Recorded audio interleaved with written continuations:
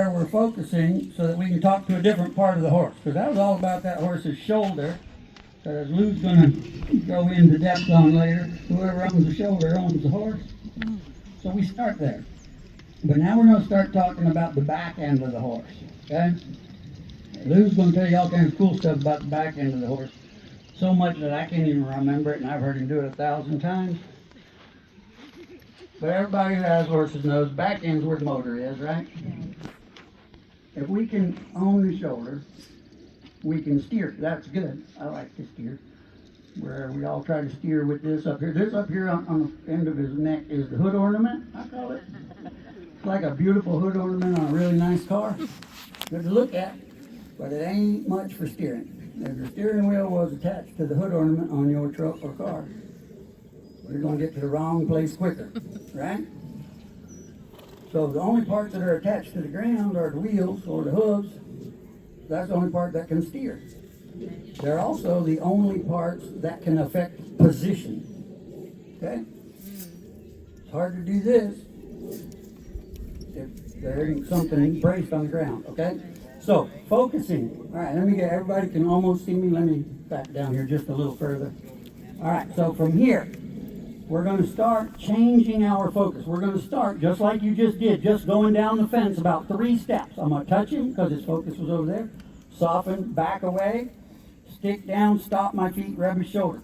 Then I'm going to shorten my lead rope all the way up here where I said don't go. And I'm going to place it between his mouth and his eye on the side that I'm on. Okay? That means stop the front. And when he's looking at me out of his left eye, I'm going to visibly change my focus from his shoulder or chest to just outside the hip. Okay? Right out here. Then I'm going to soften my shoulders, lean back, and kiss until the hip, I'm going to touch it, accidentally steps to the inside. That one little step that he knows nothing about and has no idea what just happened.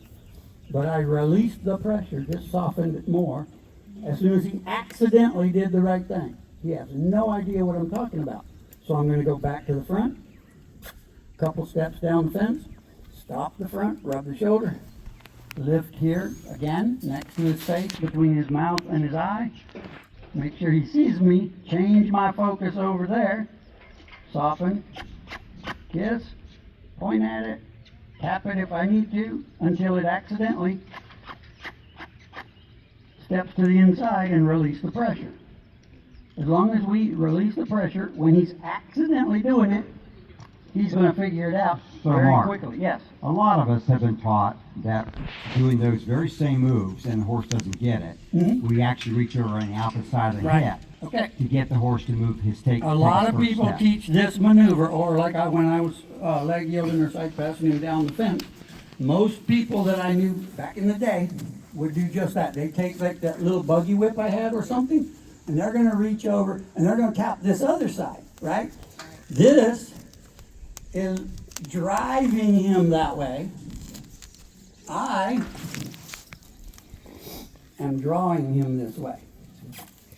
I want him coming this way because he wants to come into no pressure. So when I touch it, I'm touching the side I'm talking to. Like I said, everything I do here with the stick and touch him is just saying, that's what I'm talking to. Let me have that right there, this thing. So I'm going to touch him on the side that I want him to come to, because I'm talking to that hip right there. Yeah. And as he came further, I moved my belly button laser beam as he was coming. Okay?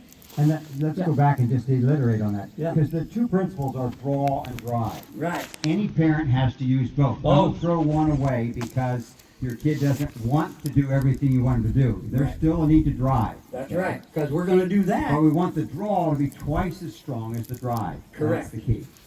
And draw is something I knew nothing about with horses 30 years ago. 32 years ago, I guess. Shortly after I met Lou over there. That's how long I've known him. So, the draw, when we get it, pretty good. It doesn't have to be perfect. We're going to build it the rest of his life. But if I can get this draw established There we go. Good job, dude. That was nice. If I can get draw established, then when I start to drive the horse away, drive him down the fence like I did the paint horse, he's not going to hold it against me. He's going to still want to come back where I am. Hello, ladies. I'm going to come hug you in a minute. So the draw versus drive to me is really important. Like I said, we used to just drive. Everything was about drive. Get your butt away from me. Go. And that was good enough if that's all you want. But if you want everything and you want your horse to like it and want to do it and want to be involved and engaged and happy to be there, draw is more important. Drive is important. Draw is importanter. English major. You are changing the principle. I had to change myself first. I'm telling you, it was hard. It's hard for me to do. Because, like I said, I beat one into doing it, and because it works, it's right. But I didn't like. You and I still know, and used to show with a lot of guys we still call yanking spur trainers. And they ride really nice horses. But they ride really nice horses that are doing cool things out of fear of punishment instead of because they want to do it and they like it. But they're really nice horses. I hate riding them. I can make them work too, but I hate doing it. I want to let them work. And if you can teach them to draw and really focus, then letting them work is way more rewarding. What a guy. I'm sorry that took so long, y'all. Give this horse a hand. Okay, everybody see that? That was really cool. He got it in a hurry. Today we don't have that kind of time. But as soon